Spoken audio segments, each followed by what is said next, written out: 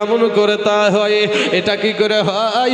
যতক্ষণ সকালবেলায় ঠান্ডার টাইমে আমরা সকালবেলাতে ভাটাই যাই, ইটের ফার্মা যতক্ষণ না চালাই ততক্ষণ পর্যন্ত পেটে খাবার হয় না। আর মৌলভী সাহেব আপনি বড় বড় লেকচার দিতে বসে আছেন। আমি বলবো বাপ গো, ওরে আমার নওজোয়ান যুবকেরা, তুমি যখন মায়ের পেটে ছিলা তখন তো তুমি জীবিত ছিলা, তুমি তো মরা ছিলা না। মায়ের পেটে নড়াচড়া করে না, করে না বাপ?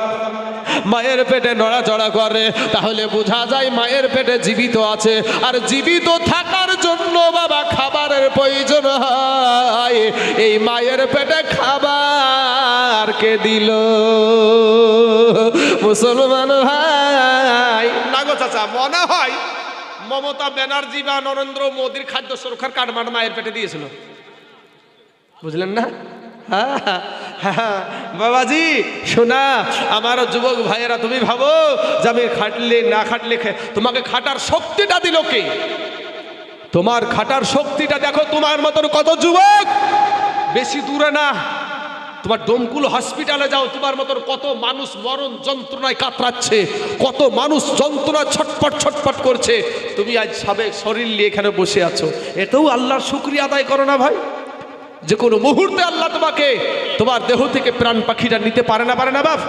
হ্যাঁ, আজরাইলকে একটা ইশারায় যথেষ্ট, আজরাইলকে একটা ইশারায় যথেষ্ট। এই খাঁচার ভিতরে যে পাখিটা আছে, এই পাখিটা বেরিয়ে গেলি সব শেষ। ওরে আমি খাঁচা, তুমি পাখি, থাকো আমার ভিতর। এই হঠাৎ কইরা উইড়া যাইবা না দিয়া খবর, হঠাৎ কইরা উইড়া যাইবা না দিয়া খবর।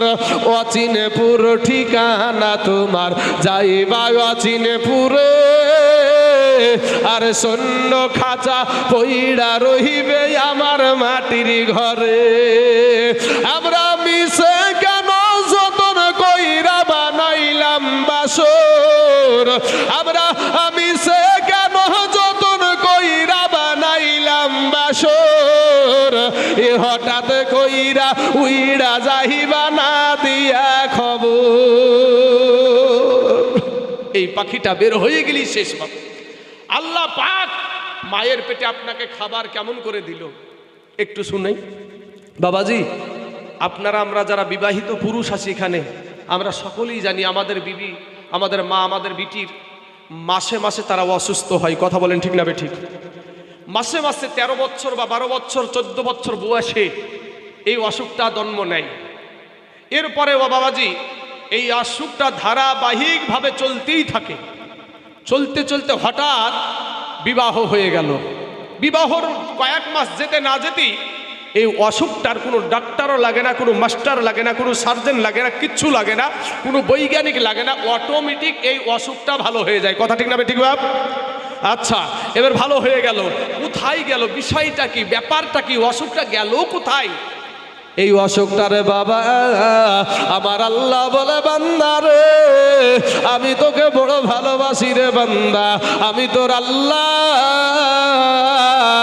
তোকে আমি বড় আদর করে সৃষ্টি করেছি রে বান্দা, আমি তোকে সুঠাম করে সৃষ্টি করেছি রে বান্দা। ওরে বান্দা, আমি আল্লাহ তোকে দুনিয়ার জমিনে প্রবেশ করাবো, তুই মা জননীর পেটের ভিতরে কি খেয়ে বেঁচে থাকবি এটা দুনিয়ার কোনো মুখ্যমন্ত্রী ভাবে না, দুনিয়ার কোনো প্রধানমন্ত্রী ভাবে নাই, দুনিয়ার কোনো জজ ব্যারিস্টার ভাবে নাই। আমার আল্লাহ বলে, আমি আল্লাহ সেটা আগে থেকেই ভেবে রেখেছি। জোরে বলেন সুবহানাল্লাহ। আগে থেকে বলতে কি 13 বছর 12 বছর আগে থেকে অসুখ শুরু হয়ে গেছে। এই অসুখটা, এই খুনটা, এই রক্তটা আমার আল্লাহ পাক বাচ্চার নাভির সাথে সেট করে, মায়ের নাড়ির সাথে সেট করে দিয়ে ওই রক্তটাকে বাচ্চার শরীরে পুশ করে দিয়া বাচ্চাকে মায়ের গর্ভে জীবিত রাখে। জোরে বলেন সুবহানাল্লাহ। ভাই সেই মাকে কষ্ট দিস না ভাই, মায়ের কত রক্ত তোমার জন্য ঝরেছে তুমি বুঝতে পারো নাই। যুবক, যাদের ছোট্ট অবস্থায় মা মারা যায়, বাবা মারা যায়, তাদের দিকে একটু নজর করে দেখো যে সেই সন্তানগুলা কি অবস্থায় বড় হয়, যাদের বাবা নাই মা নাই, এই বাচ্চাগুলা কত কষ্টে যে বড় হয়। একটু চিন্তা করে দেখো তাদের দিকে তাকিয়ে।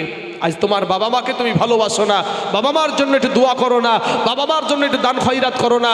ওরে মুসলমান ভাই, কবে জানি কবরে চইলা যাবা ভাই। মা যদি থাকে দুনিয়াতে বেঁচে, আজকে রাত্রিবেলায় যেয়ে মার কাছে ক্ষমা চাও ভাই, যে মা গো আমি তোমার সন্তান ভুল করে ফেলেছি। দুনিয়ার কেউ ক্ষমা না দিলে তোমার মা তোমাকে ক্ষমা করবে। কথা বলেন ঠিক না ঠিক?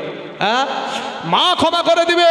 বাবাজি, কালনাগানি সাপ একটা থাকতে পারে, কালনাগানি সাপ একটা থাকতে পারে। এমন একটা সোশ্যাল মিডিয়াতে দেখলাম যে বাচ্চাকে মারিয়ে ফেলেছে মায়ে। এই মা নাম, এরা মা না, এরা মা নামের কলঙ্ক, মা নামের কলঙ্ক। মা মা এই একটা শব্দ মিষ্টি, কত যে মিষ্টি কেউ জানে না বাবা। আমরা যারা মা হারায়া দিয়েছি তারা বুঝবে, যারা মা হারায় আছি তারাই জানে। কবি বলছেন বাল্যকালে মা বাপ যার বহরে তাহার মতো দুঃখী নাই রে জগতে, তাহার মতো দুঃখী নাই রে জগতে। আমার আল্লাহ বলে বান্দারে, তুই দুনিয়াতে যে যাবি, এই দুনিয়াতে যাওয়ার সাথে সাথে তুই তো ভাত খেতে পারবি না, তুই তো রুটি খেতে পারবি না, তুই মোটা কোনো খাবার তোর গলা দিয়ে নামবে না। ওরে বান্দা, ওই খাবারটা যে কি খাবি দুনিয়ার কেউ ভাবে নাই। আমি আল্লাহ তোর আগে থেকে তোর মা জননীর বুকের উপরে আমি দুইটা ফ্রিজ বসায়া দিয়েছি। জোরে বলেন সুবহানাল্লাহ। বাপ আমার ভাই জানেরা, এই স্তনের দুগ্ধ আমরা পান করি। বাপ, এই স্তনের দুগ্ধটা আমরা পান করি, কিন্তু এটাতে কোনো সর্দি লাগে না, সেলেসাও হয় না, কোনো মেডিসিনও দেওয়া হয় না। অথচ এই দুগ্ধতে আমাদের সমাজে আর একটা কথা বলে দিই, আর একটা কথা আপনাদেরকে শ্রবণ করে দিই। আমার মা খালাদেরকে এটা বলছি, মা প্রথমকার দুগ্ধটা দেখবেন অনেকেই কিন্তু ফালাইয়া দেয়। প্রথমকার যে দুধটা, ওই দুধটা অনেকেই ফালাইয়া দেয়, কিন্তু বাচ্চা দুনিয়াতে আসার সাথে সাথে তার দুনিয়ার যে একটা আবহাওয়া, এই দুনিয়াতে যত জীবাণু উড়ে বেড়াচ্ছে, এইগুলা যদি আপনার শরীরে, বাচ্চার শরীরে আক্রমণ করবে, এর কারণে সব রকমের মেডিসিন আমার আল্লাহ মা জননীর প্রথমকার দুগ্ধটাই দিয়েছে। জোরে বলেন সুবহানাল্লাহ। অথচ ওই দুধটা কি বাবা যে ফেলাইয়া দেয়। কোনো গরুর বাছুর হলে, বাচ্চা হলে দেখবেন ওই দুধটাকে চিয়ে ফেল দিয়ে, হ্যাঁ গেঁদা দুধ, কি দুধ? গেঁদা দুধ ফেলে দিল। ভালো ভিটামিন যুক্তটা কি বাবা ফেলে দিল। হ্যাঁ, আল্লাহ বুঝার তো আজকের পর থেকে মায়ের আপনারা জেনে নিলেন, এই দুগ্ধটা আল্লাহ পাক মেডিসিন দিয়ে এই প্রথম দুগ্ধটা বাচ্চার মুখে দিবেন। মা খালারা কোনো সময় এই ভুলটা করবেন না। সোনা মানিক, আমার যুবক ভাইরা, তবে বাপ শোনা, আমি আপনাদেরকে বলি, এই যে আমরা স্তনের দুগ্ধটা খাই, এখানেও দেখেন আল্লাহর কেমন কুদরত। আল্লাহর ওয়ামাকারু ওয়ামাকারুল্লাহ আল্লাহু খায়রুল মাকিরিন। এই যে মা জননীর স্তনে বাবা বুঠা রয়েছে, যেইটা আমরা চুষে চুষে খাই, বোঝানোর জন্য কথাটা বলছি, মাইন্ডে কেউ নেবেন না বাপ। তো এই স্তনের বুঠাটাতে আমার আল্লাহ একটা ফুটা দিলেই তো পারত, একটা ফুটা দিলেই তো পারত, কিন্তু এই ছোট ছোট ছোট ছোট ছিদ্র 32টা ফুটা কেন দিল? বিষয়টা কি? বিষয়টা হলো এটাই, বান্দারে যদি একটা আমি বড় ফুটা দিয়ে দিতাম, তাহলে অনেক দুগ্ধ একসঙ্গে তোর গলার ভিতরে চলে যেত, তোর নিঃশ্বাসটা বন্ধ হয়ে যেত। ওরে বান্দা, তুই মারা জাতি রে বান্দা, আমি তোর আল্লাহ, তোর যাতে কোনো রকমের অসুবিধা না হয় রে বান্দা, এর জন্য আমি ছোট ছোট ছোট ছোট আমি ছিদ্র আমি করে দিলাম। ওরে বান্দা, এটা দিয়া ঝিরঝির ঝিরঝির করে তোর মুখে দুগ্ধ আসবে, তুই আনন্দ সহকারে তুই পান করবি। জোরে বলে সুবহানাল্লাহ। আমার আল্লাহ এত দয়ালু বাপ, সেই আল্লাহকে সেজদা করতে জানি না আমরা। ভাই যুবক ভাই, আমার মা খালারা গো, আমার সোনামণিরা, আল্লাহর নিয়ামতের বায়ান করে শেষ করতে পারবো না বাপ। নিয়ামতের বায়ান শেষ করা যাবে না। আমার আল্লাহ পাক দেখেন, আমার আল্লাহ বলে বান্দা রে, আমি আসমান সৃষ্টি করেছি আমার বলি নাই রে বান্দা। ওরে বান্দা আমি জমিন সৃষ্টি করেছি আমার বলি নাই রে বান্দা। আমি সূর্য সৃষ্টি করেছি আমার বলি নাই রে বান্দা। ওরে বান্দা, বান্দারে তুই হলি আমার। জোরে বলে সুবহানাল্লাহ।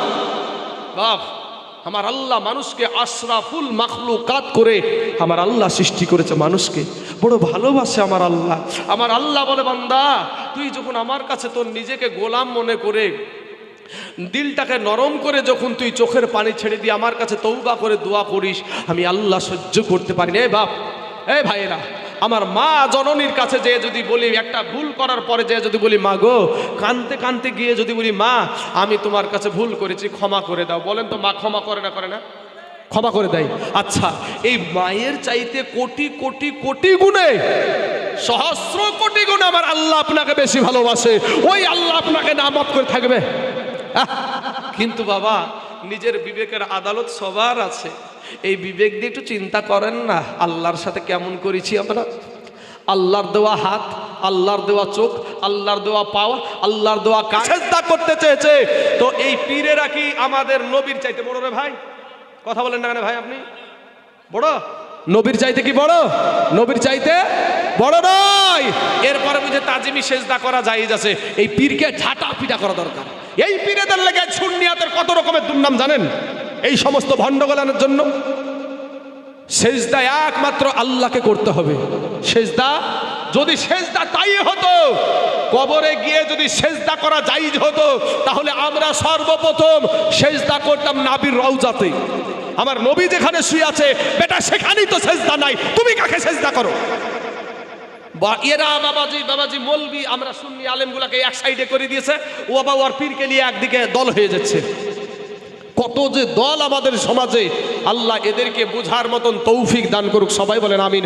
আমি কাউকে গালি দিব না ভাই, আমি কি চাচা কাউকে গালি দিয়ে কথা বলছি, কাউকে কষ্ট দিয়ে কথা বলছি? আমার কথার উদ্দেশ্য হলো যে ভাই তুমি যে যেখানে আছো সেখান থেকেই তুমি তোমার আল্লাহকে ধরো, এটাই আমার বলার। সমস্ত কিছুর একটাই যে তুমি যেখানে আছো, তুমি মুনিশ খেটে ভাত খাও, তুমি মুনিশ খেটে ভাত খাও ঠিক আছে, কিন্তু এরকম কি নাই আমাদের দেশে যে মুনিশ খেটে ভাত খায় তারপরেও 5 ওয়াক্ত নামাজ পড়ে? এরকম মানুষ আছে না নাই গো চাচা? হ্যাঁ, অভাব নাই। রাস্তায় ড্রাইভারি করে এরপরেও 5 ওয়াক্ত নামাজ পড়ে, অভাব নাই। বাবাজি স্কুলে পড়াশোনা করে, কলেজে পড়াশোনা করছে, এই ছেলেগুলা যুবকেরা, অনেক যুবক 5 ওয়াক্ত নামাজ পড়ে, অভাব নাই। তুমি কেন পারবা না? তুমি কেন পারবে না ভাই? কত নারী, কত মহিলা সংসারের সব কাজ করে, এরপরও পর্দা করে, 5 ওয়াক্ত নামাজ পড়ে, আছে না নাই গো চাচা? হ্যাঁ, তুমি কেন পারবে না রে মা? তোমার মতন কত নারী, তোমার মতন কত মহিলা স্কুলে যাই, কলেজে যাই, পর্দা করে যাই, নিজের আব্বুরকে ঢেকে যাই, তুমি কেন পারবা না রে বোন? হ্যাঁ, তুমি আসল কথা নিজেকে সস্তা বানিয়ে দিয়েছো। তোমার মতনই একটা বোন, তোমার মতনই আমার একটা কালেমার বোন, একটা মুসলমান বোন, কালেমাওয়ালা, নবীওয়ালা, আল্লাহওয়ালা, ইমানওয়ালা, ওই বোনটার বাড়ি হলো বাবাজি কর্ণাটকের জমিনে, ওই কর্ণাটকের রাজ্যে। ওই বোনটা আমার, ওই বোনটা, তার একটাই অপরাধ কি ছিল? তার অপরাধ এটাই ছিল যে সে নিজে পর্দা করে কলেজে যেত। বাপ, সে নিজে পর্দা করে কলেজে যেত। এই অপরাধে আপনার ওই মহিলাটা, ওই বোনটা, ওই কালেমার বোনটা আমার যখন বাবাজি স্কুলে গিয়ে যখন স্কুটিটা রেখেছে, মানে স্কুটিতে করে কলেজে যাচ্ছে, তো স্কুটিটা যখন কলেজে রেখেছে, এমতো অবস্থায় একাদশ বাবাজি উগ্রপন্থী হিন্দু, এরা বাবাজি জয় শ্রীরামের স্লোগান দিয়ে, সব হিন্দু খারাপ না, কোনো হিন্দু আপনার সব, আমি ওই রকম বলছি না, যারা উগ্রপন্থী হিন্দু, সেই উগ্রপন্থী হিন্দুগুলা জয় শ্রীরামের স্লোগান দিয়ে ওই বোনটার দিকে আপনার তেড়ে চলে আসছে। ওই বোনটার পাশে একটা কালেমার ভাই ছিল না, একটা মুসলমান যুবক ছিল না, তার মায়ের পেটের ভাই ছিল না, তার আব্বাজান ছিল না। ওই বোনটা আমার একাই বলছে নারায়ে তাকবীর আল্লাহু আকবার, নারায়ে তাকবীর আল্লাহু আকবার। এই ধ্বনি দিয়া শুধু ইন্ডিয়ার জমিন নয়, ইরাকের জমিন, আমেরিকার জমিন, রাশিয়ার জমিন, আপনার ইসরায়েলের জমিন, গোটা পৃথিবীর কাফেরদের কলেজা কাঁপায়া দিয়েছিল। জোরে বলে সুবহানাল্লাহ। আজকে আমাদের মা বোনেরা এদেরকে দেখে আমাদের কি লজ্জা লাগে বাপ? শুধু মৌলবীদেরকে দেখলি আর গালা সব ফাঁকি, হ্যাঁ? শুধু মৌলবীদেরকে দেখে শুধু এরকম। মা, তোমার যদি পেট দেখা যায় আল্লাহ জাহান্নামে দেবে, তোমার যদি পিঠ দেখা যায় আল্লাহ জাহান্নামে দেবে, তোমার যদি মাথা দেখা যায় আল্লাহ জাহান্নামে দিবে, তুমি কোনটা নিয়ে জান্নাতে যাবা? মা গো, ও মা, তোমরা আমার মায়ের জাত, তোমরা আমাদের মায়ের জাত, আমার নারী, আমার নবী বলেছেন আমি নারী জাতিকে ভালোবাসি। জোরে বলো সুবহানাল্লাহ। এই নারীদেরকে বাবা জিন্দা দাফন করা হতো, এই নারীদেরকে আপনার জিন্দা কবর দেওয়া হতো, এই নারীদেরকে হাটে বেচা কেনা করা হতো, এই নারীদেরকে বাবাজি এদের কোনো সম্মান ছিল না, ইজ্জত ছিল না। আমার আল্লাহ পাক তার হাবিবের দ্বারাই আমার দয়ার নবী এই মহিলাদেরকে মায়ের জাত বানায়া দিয়েছে। যারা বলেন সুবহানাল্লাহ। সম্মানের নজর বানিয়ে দিয়েছে, যেই মহিলাদের কোনো 5 পয়সার দাম ছিল না। আজকে বাবাজি আমাদের দেশে বলছে মহিলাদের অধিকার, মহিলাদের অধিকার, সমান সমান অধিকার চাই। ইসলামে মহিলাদেরকে যতটা সম্মান দেওয়া হয়েছে পৃথিবীর বুকে এমন কোনো ধর্ম নাই যে অতটা সম্মান দেওয়া হয়েছে। সতী দাহ বলে একটা জিনিস হতো, যুবক ভাইরা শোনো, সতী দাহ বলে একটা জিনিস হতো। কোন ধর্মে? হিন্দু ধর্মে। চাচা ঠিক বলেছে। এই সতী দাহটা বলতে কি জানো ভাই? একটা হিন্দু পুরুষ যদি, একটা হিন্দু স্বামী যদি মারা যেত, তাহলে তার বিবিটা তো জীবিত ছিল নাকি, তার স্বামীটা মারা গেছে, তো স্বামীটা যখন মারা গেছে তার স্বামী চিতাতে উঠবে, চিতায় জ্বলবে, এটাতে কোনো রকমের কোনো দ্বিধাদ্বন্দ্ব নাই। কিন্তু তারা কি করত? তারা করত কি, ওই স্বামীটার সঙ্গে তার জীবিত বিবিটাকেও জ্বালিয়ে দিত। এটা কি বলা হয়? সতীদাহ। তো বাবাজি জ্ঞানী গুণীরা বলল যে ধর্মের আইনে লাথিমার, ধর্মের আইনে লাথিমার। আমার জামাই মারা গেছে, আমার জামাই চিতায় জ্বলবে, এতে কোনো রকমের দ্বিধাদ্বন্দ্ব মত নাই। কিন্তু আমার একটা জীবিত বেটি, আমার জীবিত কন্যা সন্তানটা, আমার মেয়েটা ওই চিতাতে বসে আব্বু গো বাঁচাও, আব্বু গো বাঁচাও চিৎকার দিবে। আর এই চিৎকার শুনে একজন জন্ম দেওয়া বাপ জীবনে কোনোদিন সহ্য করতে পারে নাই, অতএব এই আইন চলবে না। ধর্মের আইনটাকে পাল্টিয়ে দেওয়া হয়েছে ভাই। কিন্তু মুসলমানের যে ধর্ম, এই ইসলাম, আজ থেকে 1400 বছর আগে যে আইন আমার নবী বেঁধে দিয়ে গেছে, ওই আইনের ওপরে আমরা আগেও বলবৎ ছিলাম, এখনো আছে, কিয়ামত পর্যন্ত ওই আইনের ওপরই থাকবো। জোরে বলেন ইনশাআল্লাহ। বাবাজি বুঝলে বুঝ পাতা, না বুঝলে তেজ পাতা, আর বুঝলে বুঝ, না বুঝলে তরমুজ। মারে তুমি আমার মায়ের জাত, তোমাদের আমার সম্মানের সহিত আমরা কথা বলবো। তোমরা এমন এমন পোশাক পরে আমাদের মহিলারা, হাইরে পোশাক, টাইট পোশাক। এখানে যতগুলা পুরুষ এসেছে, যুবক ভাইয়েরা থেকে নিয়ে বৃদ্ধ বাবজি থেকে নিয়ে, আমরা কেউ নাইটি পরে এসেছি গো, নাইটি পরে একজনও আসেনি, শাড়ি পরেও আসেনি, সবাই কিন্তু আমরা পুরুষের পোশাক পরে এসেছি। কিন্তু আমাদের পোশাক পরে, এই জিন্সের প্যান্ট পরে আপনাদের রাস্তা দিয়ে যায় না, যায় না? মুসলমানের মেয়ে যায় না, যায় না? যাই তো। আমাদের এই পোশাকের ওপরে ওদের লোভ, আমাদের পোশাকটার উপরেও লোভ। মা জননীরা গো, তুমি বলছো আমাদেরকে ইসলাম ধর্মে আমাদেরকে স্বাধীনতা দেওয়া হয় নাই, কিন্তু মারে দুনিয়ার জমিনে ইসলাম ধর্ম তোমাকে যতটা সম্মান দিয়েছে, যতটা ইজ্জত দিয়েছে গো মা, পৃথিবীর জমিনে কেউ ধর্মে এতটা সম্মান দেয় নাই। আমার নবীকে একজন সাহাবী জিজ্ঞাসা করছেন, ইয়া রাসূলুল্লাহ, ইয়া হাবিবাল্লাহ, নবী গো, আমার তরফ থেকে সবচাইতে ভালোবাসা, ভালো ব্যবহার পাওয়ার অধিকার সর্বপ্রথম কার? বলে তোমার জনম দুঃখিনী মার। দ্বিতীয়বার বলছেন, ইয়া রাসূলুল্লাহ, ইয়া হাবিবাল্লাহ, নবী গো,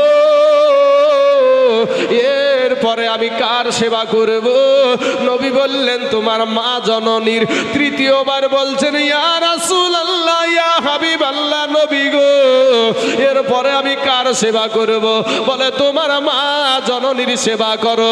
চতুর্থবার বললেন, নবী গো, এরপরে কার? বলে তোমার আব্বা জানের সেবা করো। পরপর 3বার বললেন মায়ের কথা, আর একবার বললেন চারবারের বেলাতে বললেন যে তোমার আব্বার সেবা করো। এখানে মায়েদেরকে সম্মান বেশি দেওয়া হয়েছে না কম দেওয়া হয়েছে গো চাচা? বেশি দেওয়া হয়েছে। এরপরও এদের স্লোগান কি? সমান সমান। এরা বলছে সমান সমান। তো এদেরকে যেহেতু এখানে বেশি দেওয়া হয়েছে, বেশি দেওয়া হয়নি তো বেশি দেওয়া হয়েছে, এরা বলছে সমান সমান নিব। চলেন, আমাদের সমাজে বিবাহ পড়ানো হয়, আমরা বিয়ে করি।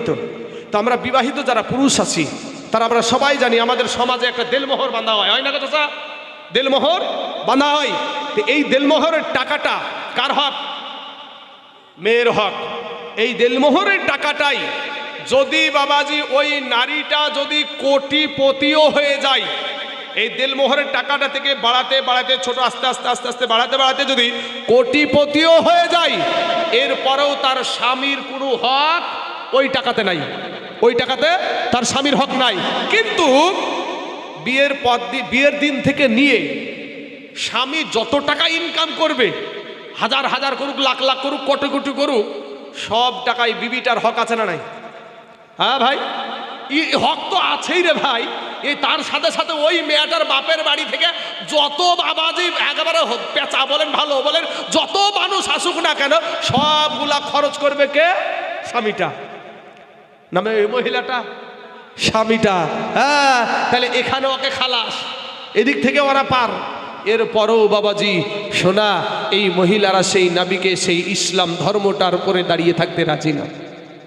বা খালা গো, আপনাদেরকে বলবো মা ফিরে আসেন, আপনারা আমার কালেমার মা, তওবা করে আল্লাহর কাছে ক্ষমা চান। আল্লাহকে বলেন, আল্লাহ জীবনে যা গুনাহ করেছি আল্লাহ গো আর জীবনে করবো না। এ বাপ, আমরা শুনেছি জাহান্নাম জাহান্নাম জাহান্নাম, এটা শুনে থাকি, কিন্তু আমার নাবি বলছেন যদি একটা বার কেউ যদি কবরের আযাব দেখতে পেত, মানুষ মরে যেত, তারপরও মানুষকে কবরে দিত না, মানুষকে কবরে নামাতো না। এত কঠিন আযাব বাবা। জাহান্নামের আগুন 1 বছর পুড়ায়া 1000 বছর পুড়িয়ে জাহান্নামের আগুনের রং হয়েছে লাল, তারপরে আবার 1000 বছর আগুনকে পুড়িয়ে জাহান্নামের আগুন হয়েছে আপনার সাদা, এরপরে আবার 1000 বছর পুড়িয়ে এই জাহান্নামের আগুন হয়েছে কালো কুৎসিত। ওই অবস্থাতে এখন আছে। এই সীসার মতন যদি একটা আসমান ফুটা করে যদি দুনিয়ার জমিনে জাহান্নামের আগুন ফেলে দেওয়া হয়, এই জাহান্নামের আগুনের আত্মসে সারা দুনিয়াবাসী মারা যাবে। এত কঠিন আযাব বাবা, মরণ অত সহজ না বাপ। ভাই গো, আমি বলবো যে আপনারা 5 ওয়াক্ত নামাজ পড়েন, আল্লাহকে ডাকেন। আপনার আল্লাহ আপনাকে কোটি কোটি গুণে, আপনার মা, আপনার বাবা, আপনার ভাই, আপনার বোন, আপনার বিবি, আপনার সন্তানের চাইতে কোটি কোটি গুণে আপনার আল্লাহ আপনাকে বেশি ভালোবাসে। জোরে বলেন সুবহানাল্লাহ। আপনারা বলবেন